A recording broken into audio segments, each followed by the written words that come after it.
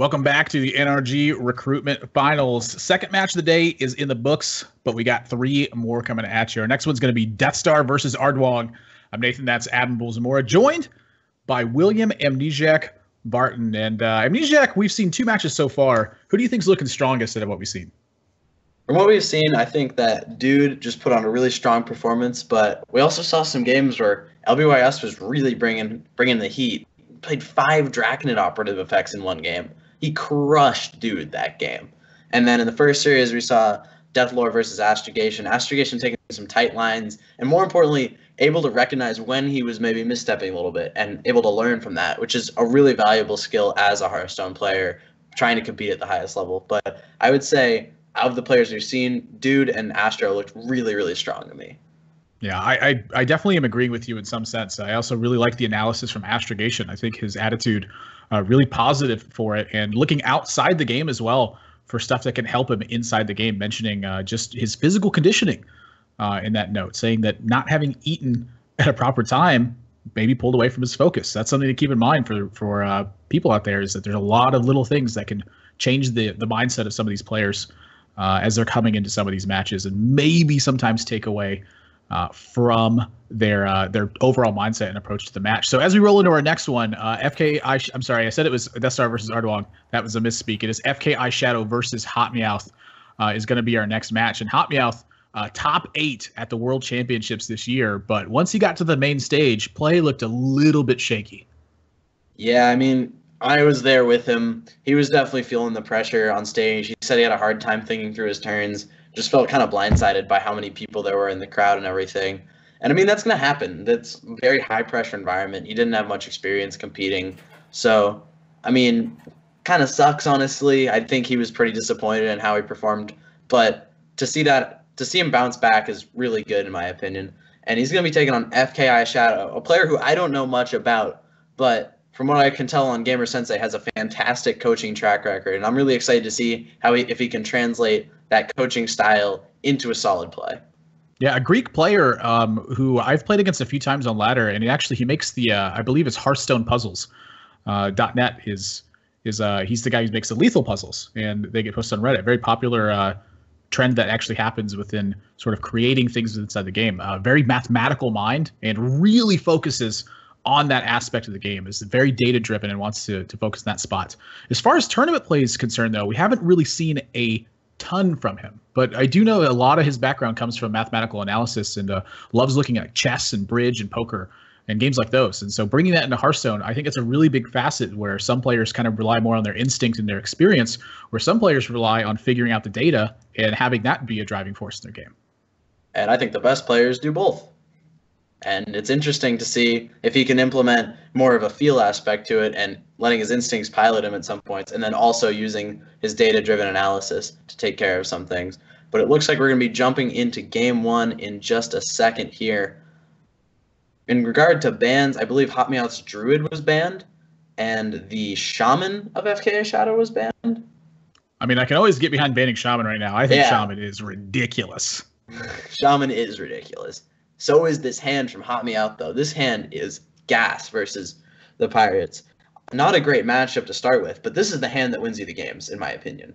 Oh, yeah. Edwin, of course, one of the biggest win rate cards, I think, for Rogue is just the ability to have that single card make such a big impact. If you draw it and you have really anything to back it up with, it can be such a huge minion. In this case, HotMEOWTH's got Backstab, he's got Coin, and he's getting 2 extra cards to go with it. So if he finds a turn to land that Edwin Van Cleef and it goes unchecked, that is basically lights out for FKIShadow. Yeah, I definitely like the pitching of the other two and just keeping Backstab and Edwin. You could have kept Blood Mage Backstab with the logic of if he plays Alex Strauss's champion, I can kill that. But I really don't think he's looking to play Blood Mage and Backstab. He's looking to Backstab something, then coin out this Edwin, start applying some pressure. And I gotta say, I think HotMEOWTH's hand is like one good card away from looking really strong. But FKIShadow's got some heat on the other hand, too. He's got turn 1 Flame Imp plus Stone Tusk Boar. And that doesn't sound very strong, but when the Stone Tusk Boar is free, it's very... FKIShadow just put on an eye patch. I love this guy. Now that is great. He is fully embracing the spirit of Hearthstone. when I did my review for the set, I said my favorite card was Patches. I said my second favorite card was Small Time Buccaneer. And FKIShadow is right there with me. That is some mad respect, but he has a long way to go. HotMEOWTH's hand is really good. And there's the patches too to contest the other patches. Does that mean that HotMEOWTH has to put on an eye patch now? So yeah, here's an interesting question. Do you backstab here? You give up the potential with the Edwin, but if you were to just make the attack into the 1-1 with the 1-2, then you can no longer backstab, which is maybe a concern sometimes. I kind of agree with his decision not to, just because I feel like a lot of the time he's not attacking your 1-1 here. He's either playing Disastrous Mate, killing it. He might be playing... Maybe he is attacking into a lot, actually. That's tough to say. Against Disastrous Mate, he's not. Yeah, he's definitely not attacking into it versus Disastrous Mate. I actually like leaving it up. I think that leaving it up gives you a stronger potential to have a bigger turn. If you backstab, you save a couple points of health, but your turn right now is really easily set up for at least a 6/6 Edwin here. Yeah, I mean, the upside of keeping the backstab, and even if you don't backstab that, maybe you backstab something else. It's the upside of making a big Edwin, especially with the sparring partner pickup, I think is definitely something to consider. When he draws a small-time Buccaneer. Well, when he draws a small-time Buccaneer here, can he delay it at all? Does he want to delay it? I don't think you want to delay it. I think you want to play an 8/8. So you're prepping here? I'm prepping here. That's a bold call. Well, you can't prep anything else in the hand. I'm turning prep into big. I'm turning prep into big banana every time here. To big banana. I think you save it for the questing. At least I know that I would save it for the questing personally. I think you have a strong enough follow-up with just sparring partner and small-time Buccaneer, small-time Buccaneer dagger.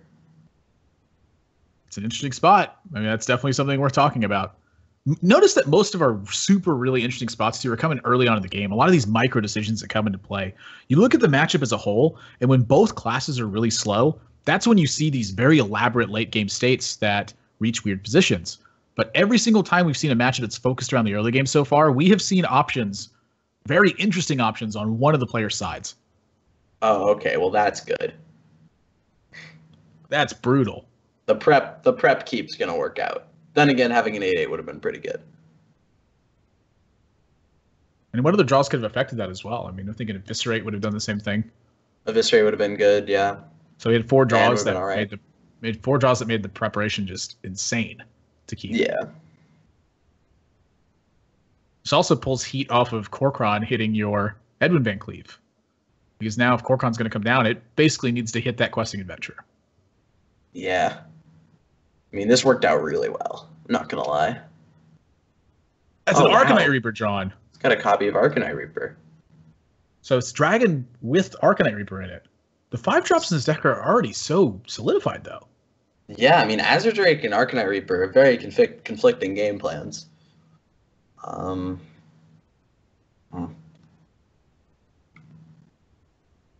It's hard to understand really where he was going with this deck construction. I mean, I can't imagine his deck is bad just because this style of deck is so strong. But it's hard for Arcanite Reaper to be bad, too. It's just 10 damage. Yeah, but I don't know. I don't think I like it very much in this deck. I think you just want to scale into 4/4s and 9/9s and draw some cards of Curator. I don't really think you want to deal 10 ever. I mean, sometimes it's going to be really good for you, no doubt. Arcanite Reaper has its spots. Surprise factor, I think, is a big deal.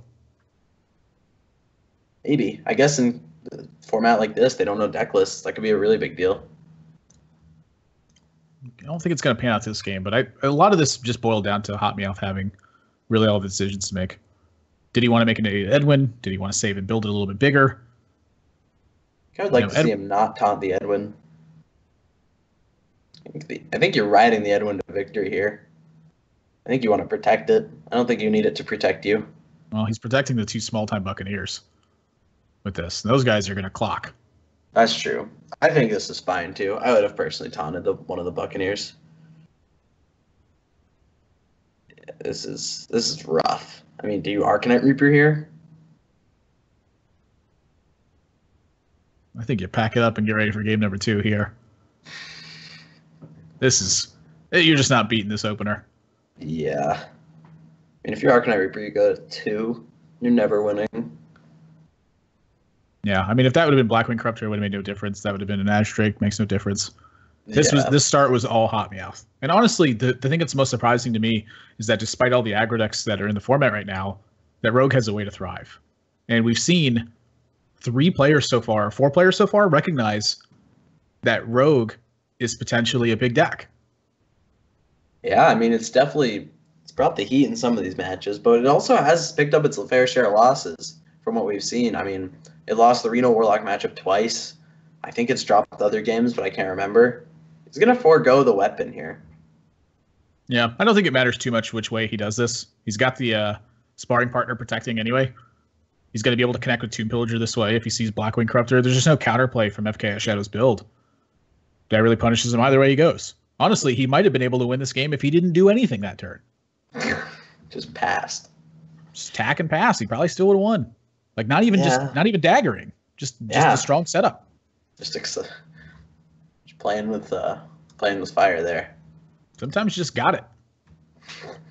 When you got it, you get them. That's fair. When you got it, you do get them. That's pretty indisputable.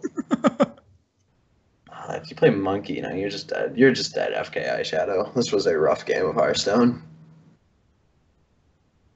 That's something that Dragon Warrior's trying to take advantage of, though, is when your opponent doesn't have their best hands. When they have those average draws, when they have those below average draws, and they have slightly above average draws.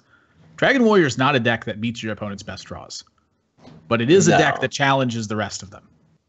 Yeah, you get run over and you don't have much comeback mechanics. Of course, you don't beat their phenomenal draws all that often.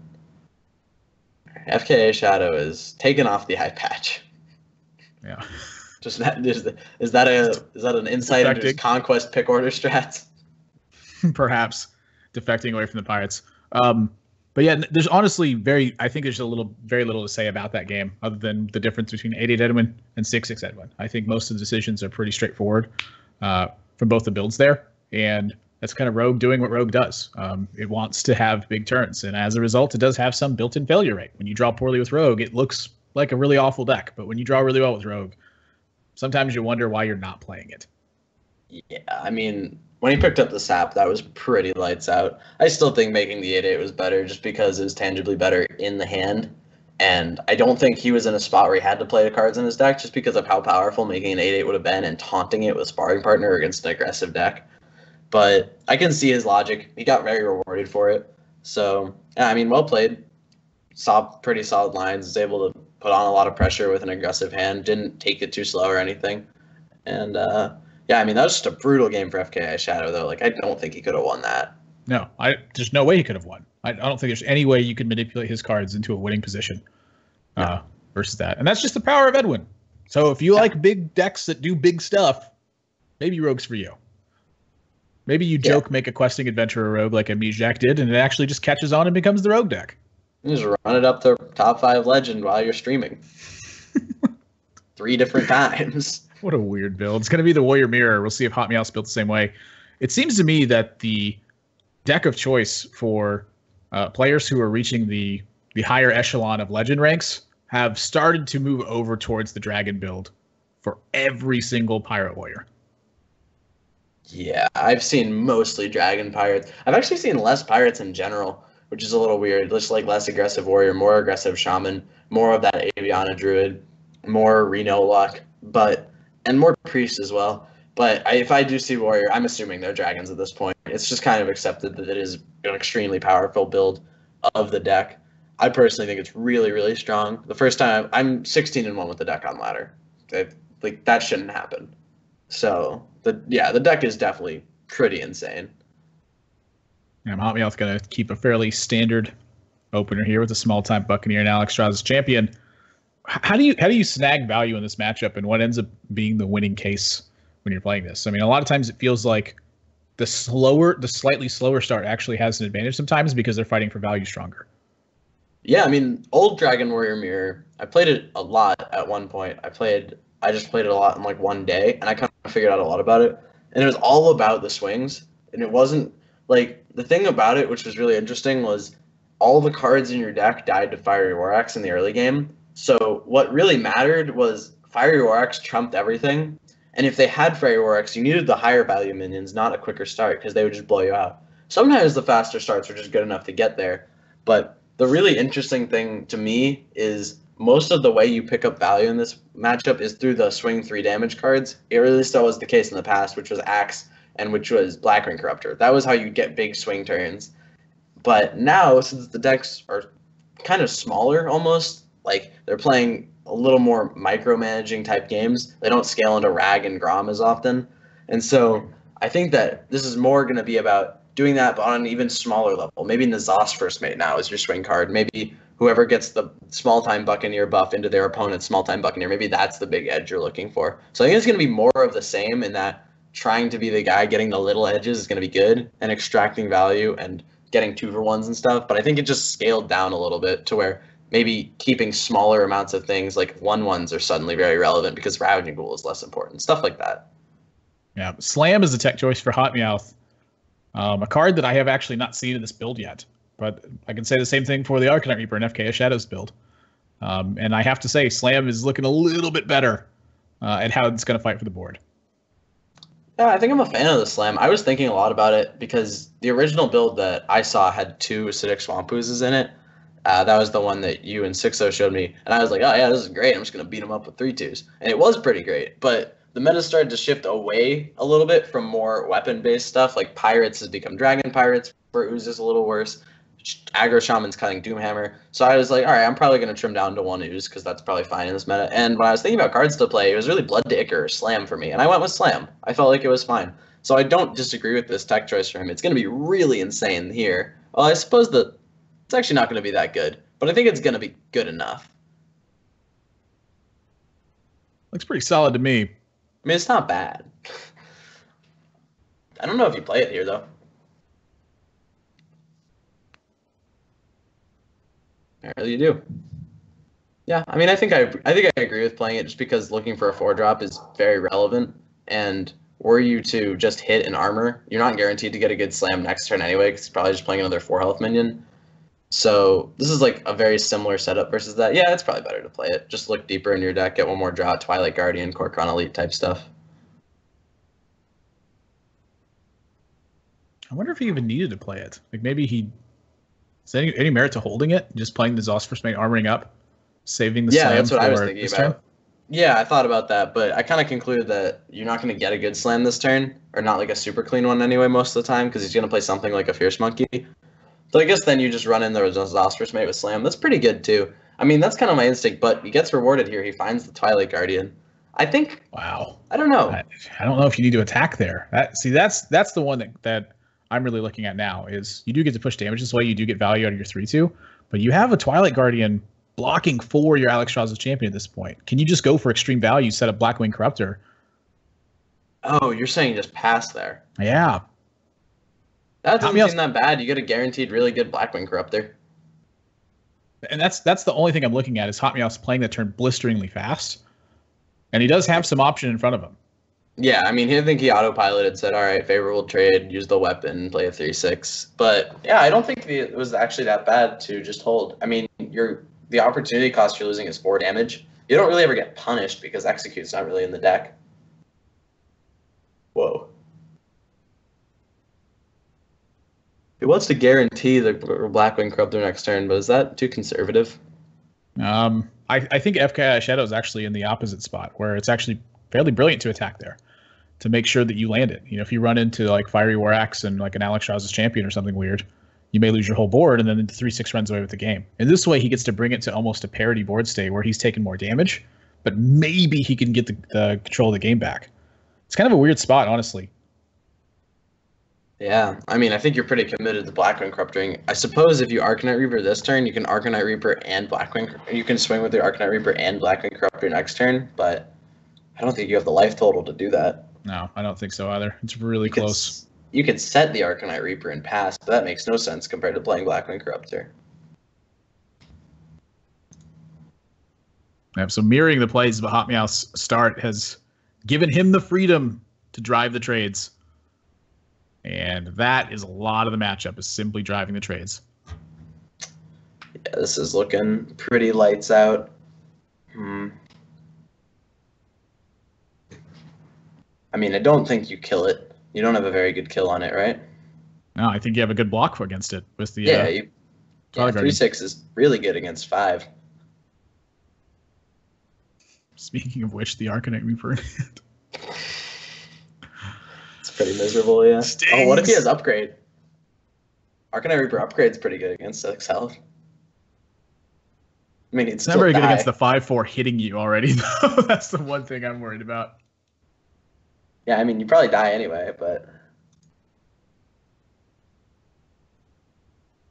Yeah, just taking too much damage.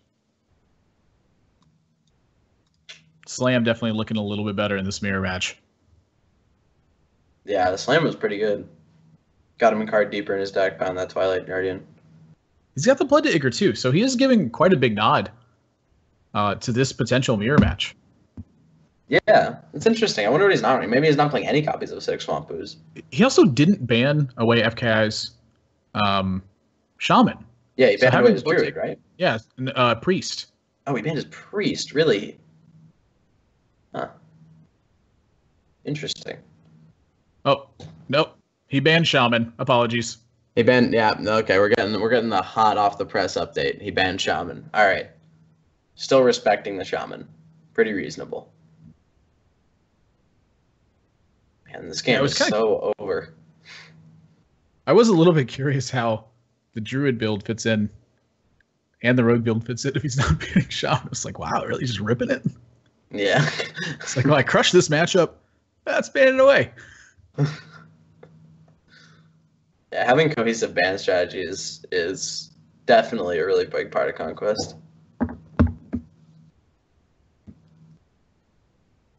And FKIShadow did ban HotMEOWTH Druid. Yeah, nothing really to give here for FKIShadow. Just falling behind on board. No way to catch up. Arcanite Reaper so far has looked like a liability in the Dragon Warrior build. Yeah. Although this game, I'm not sure he could have really taken the early board state. I'm not really sure there was a way for him to do it. Nah, I don't think so either. But yeah, this is looking real rough. I mean, HotMEOWTH needs 1 damage. I don't know why he's playing as a Drake instead of a 9/9. He gets the 1 damage. Okay. Sick. Go for the gusto. I mean, I guess. I think the 9/9 and the 4/4 are basically the same in this spot. Yeah, I mean, you're not going to lose this game, but yeah. I think playing a 9/9, blood ichoring, trading a little and then pushing some damage is pretty good. No, just kill him. Look, well, if you know you're going to draw the N'Zoth's first mate. But you don't. It's his day. It's his day. He's the prophet. Yeah. Back-to-back games just steamrolled, and that one came down to just simply the Alexstrasza champion and how it's operating in the mirror match. I am curious if there's any way FKIShadow could have delayed his small-time Buccaneer to play small-time Buccaneer on turn 2 alongside the N'Zoth's first mate, so that way Alexstrasza champion wasn't counterplay to him. I mean, it's really tough because he didn't even have the weapon, so his upside was small in keeping it, in that it probably wasn't going to be a flame imp for a while, right? But I mean, he could have definitely, that could have been something on his mind, because his opponent also did have the small-time Buccaneer in play. But I think what he was thinking was, if I don't play this now, his patches is also going to remain in play, because I'm not going to get my patches out of the deck to kill his patches. And so I think he's just looking at it as, I'm probably going to get snowballed if I don't just play this and take some sort of risk. Because he was behind. His opponent opened really strong with the Buccaneer on 1. So I think risking that maybe he has a week or 2 and you can capitalize off that was pretty reasonable. Yeah, it's kind of a weird spot. Those are tough games to think about because the early turns drive so much of the action that, I look at the Dude match, for instance, where he delayed his opening and played very conservatively, and it paid off really well for him. I feel like spots like that exist more times than they're given credit for, just from a top-down perspective. You look at it and you go, oh, you just play on curve. But sometimes playing off curve benefits you a lot more because it removes some of your opponent's counterplay or it opens up opportunities for you in future turns. It's not always about just getting off to a blistering start. Yeah, I mean, you definitely got to consider, am I going to get there if I open really fast? Can I get there if I go slow? Different things like that. I think we're going to be getting into Game 3 pretty shortly here. Yeah, so as soon as the players are ready, we'll be jumping into the game. A little bit of an issue with the client right now for one of the players. So not really too much to talk about, I'd say, from this particular setup. It was Game 1 was dominated by Edwin Van Cleef. Game 2 dominated by Alexstrasza champion picking up immense value and snowballing the game. That deck's looking really strong. Yeah, that deck is definitely good. But we've seen FKIShadow drop 2 games with his variant of it. And the only really thing that we've seen that's kind of gotten him both times is he just has an Arcanite Reaper in his deck. And it hasn't seemed good. But obviously, small sample size, he probably wouldn't have won those games anyway, realistically, had that been something else. So I don't think you can jump in with your pitchforks and say, burn him. He's got Arcanite Reaper in his deck. I don't think we're at that point. We haven't seen a big enough sample size. And I'm sure, in general, it's probably pretty good against Rogue. I mean, that card's good against Rogue. If Rogue does not have a fast start, that's just dealing 10 damage. Yeah, and they generally don't have counterplay to that. You know, I will say this. I do remember at PAX Prime where Dragon Warrior was kind of it just got off its peak and players started to play Rogue a lot more. One of the reasons why is because people had figured out that Rogue had a pretty good matchup against Dragon Warrior. You just played your stuff and blew up one of their things and just beat them up. And one of the ways that Dragon Warrior won that matchup was you just got off to a fast start and pushed a lot of damage. If Rogue is going to be popular in a tournament like this, if your opponent doesn't have one of those big Edwin or Questing Adventurer starts, Arcanite Reaper offers you a lot of reach that Dragon Warrior did not have prior to that. Yeah, for sure. I mean, I played that matchup a lot when Rogue was starting to get popular and when Dragon Warrior was kind of at its peak as well. I was one of the people who was a big proponent of, I thought Rogue was slightly favored at the time, and I was also one of the people who pioneered cutting SI7 Agent because it was weak in that matchup and putting in a second Shadow Strike because it was strong. But let's get into game number 3 here. It's going to be HotMEOWTH on the Aggro Shaman versus FKIShadow, queuing it up again with this Pirate Warrior. Now, I think that these, once again, are 2 of the strongest decks in the metagame. You'd be really interested to see if this Arcanite Reaper comes into hand in this matchup because I cannot imagine it's anything but a liability. Yeah, FKIShadow, did he already mulligan?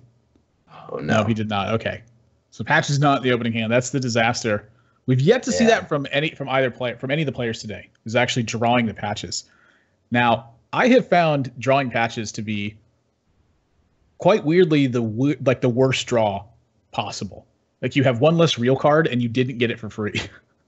Like it comes with that heavy failure on it.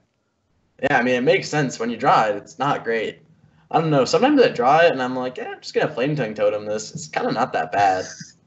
Like sometimes Stone Dusk War is just pretty good, but you definitely don't want to. You'd rather play South Sea Deckhand and get it out of your deck. Obviously, there's tons of upside there. But I would say that there are games where I draw it and it's not that bad. Wow, his hand is bad. Yeah, there's no way to fight the board. Fairy Dragons is his best play this turn. He has nothing to do on turn 3. FKIShadow is just, if he doesn't pick up Ravaging Ghoul here, he's pretty much brutalized. Yeah, brutalized indeed. Jeez. And that's not a Ravaging Ghoul. And FKIShadow is going to get steamrolled. Man, these games were brutal. You know, he's got a great attitude about it, though. He's just laughing. Yeah, he's just laughing. Hey, what can I do? Guess I'll play this 3-2. Respect. I mean, that's a good attitude to have. You know, there are games where sometimes you can't do anything about it. And when that happens, that's Hearthstone. Not Heroes of Warcraft. Rip. Rockbiter Weapon in HotMEOWTH's build. Spo pretty much set the tone for the aggro Shaman builds. They have a splash of the Jade cards in here, Eye at the top end, a couple copies of Flame Wreath Faceless. Rockbiter's not in that build, though. And so when HotMEOWTH draws Rockbiter here, I'm curious if he's moved to the Doomhammer variant. Some of the lists have been playing Doomhammers and less Flame Wreath Faceless, and more focusing on the potential to have an uncontested damage source. Yeah, I mean, I've definitely seen both builds. I've seen more Doomhammer today than I did maybe a few days ago. But I think overall still the Doomhammer variants are less popular. I haven't personally tried it very much. I just know that the Doomhammer list version is really good. I don't think cutting the 7/7 is great right now just because of how strong it is versus Reno Warlock. Interestingly enough, neither of these people actually have Warlock in their lineups. But when you coin out the 7/7 against Reno Warlock, they are done. It's a long time before that thing gets killed. Sometimes it gets big game 100. That's not even good. But it's interesting to see that he maybe is moving away from that. But yeah, Rockbiter is a hard tell that there's Doomhammer. That card is not good enough to play on its own. And Argent Horse Rider. This is more old school. The Argent Horse Riders, in my experience, have played really well in the mirror. Mostly you can delay the kill on Small Time Buccaneer. And if you're able to fight for the board position well enough, Argent Horse Rider can kind of rule the board. It does a great job at cleaning up minions and buying you long-term value. Yeah, I mean, and if it's Doomhammer definitely is your game strong plan, here. If Doomhammer's your game plan, you need long-term value. You have to be able to get to that card. It's going to choose to not play it here. I thought Horse Rider Spirit Claws was pretty good this turn. You know he doesn't have Ravaging Ghoul. You could just make a bigger board, coin Aya next turn. Instead, he's just going to totem over the Horse Rider. It's just going to be weaker. He's going to use his coin so he can't Aya. I feel like this is kind of opening himself up to potentially losing. Is this to fight Blackwing Corruptor? I just think you wanted to coin Aya next turn. I think he's trying to set up versus Blackwing Corruptor. Like in my way of looking at it, HotMEOWTH's going, that's his most likely play. It's the only way it's going to help him get back in the game. If he does that, I have Argent Horse Rider Maelstrom Portal. But do you really want to kill the... Wouldn't just getting the Horse Rider down and then playing Maelstrom Portal the following turn be the same thing? Or maybe you have the Horse Rider down, then you can Lava Burst it, or Lava Burst him, or Feral Spirits and go face, or... I think there's a lot of things you could have done. Roll Spell Power Totem. That could have been something he's thinking about too. The closer he gets to spell power, the more likely his Spirit Claw is going to dominate. Yeah, that's fair. You know, even if you rolled the Taunt Totem here, the Taunt Totem was really strong as well. Yeah, he just had a strong lead, and it was uncontested by FKIShadow. Kind of could do whatever he wanted. Honestly, all of his lines kind of lead to victory. I suppose. I don't know. I didn't like the totem that turn. Ah, man, but FKIShadow is in a world of hurt here. How do you stabilize? I almost think you have to play... You can't play Fierce Monkey, right? You have to kill... I guess you could Alex Strauss's champion the 0-2 and then play Fierce Monkey. Yikes. Yeah, that's rough. I don't know. I kind of like the Korkron in the Alex Strauss's champion. That's what I was thinking, too. And I think you kill the totems instead of the damage. I don't know. That's not a winning play. You gotta kill the 0... You gotta kill Spell Power Totem for sure. Then you play Fierce Monkey, maybe. I don't know. I guess... Man, this is bad. Yeah, this is what happens when Dragon Warrior doesn't draw well. Feels a lot like the Rogue thing, where it's not really doing much. You're like, why is this here? Whoa. I don't mind that. I kind of like that. I actually like that a lot, yeah. Oh, He's my. praying for something. Well, he's not praying for that. I can tell you that much. He is dead. Indeed.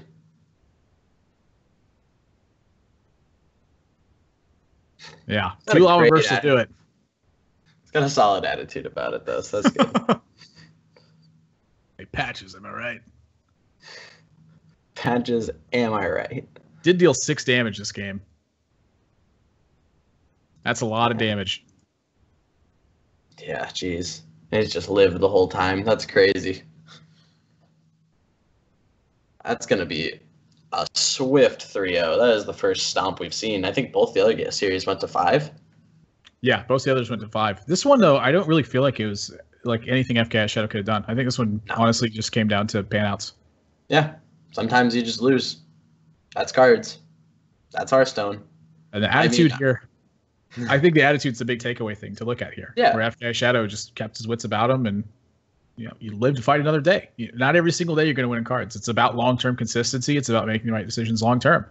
And I think at the end, when he attacks face the Korkron Elite, he's showing that he is thinking about winning the game still. Yeah, he was still in it. That was really good. Yeah, for sure. That's pleasant to see that he was able to keep his calm and still be playing to outs instead of just getting upset about getting some unfortunate draws, his opponent getting some fortunate draws, winning some unfavorable matchups. But, I mean, you're going to lose sometimes favorable matchups, sometimes 4 of them in a row at top 8 of the World Championships. And then you just got to bounce back. It just happens. Wow. A little bit of salt still coming from the old Amnesiac. I'm never going to get over it. Let's be real. Bringing up old stuff. That's why I have no expectation to get over it. You should get some coaching from FKIShadow on how to handle tough losses, which if you're looking for some private coaching, you can do that. Everyone that's competing today, as well as Amnesiac, as well as many other professionals, do private coaching over at GamerSensei. And for a limited time, you can head over there and get 40% off your first lesson with the promo code NRG Finals, spelled in all caps. The first time you use it, it's only going on for a limited time, so make sure you head over there right now. 40% off your first lesson. That is a big deal. We also want to mention that the Wednesday 100 is going to start taking place. So you want to throw a follow here to the channel, as well as follow GamerSensei app on Twitter. Every Wednesday at 8 p.m. Eastern, there's going to be more pros. There's going to be more pros competing in that tournament that's taking place. So make sure you don't want to miss it. We also have giveaways that are happening in chat. In order to be eligible, you need to be engaged in the conversation. Start talking with other players. Talk about the lines of players seeing, the decks that you're seeing. What have you been having success with on ladder? Just make sure that you're having a good time and communicating with others, and that will make you eligible for the giveaways that are taking place. When we come back from our break, we're going to have some screenshots from Amnesiac to get some analysis from the players who just played their match. So don't go anywhere, guys. The NRG Recruitment Finals coming up after this.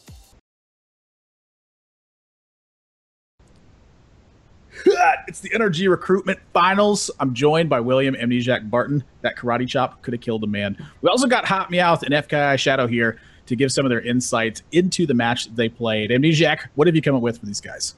All right, so yeah, this is a pickup right after you chose to play the 6-6 Edwin on turn 2.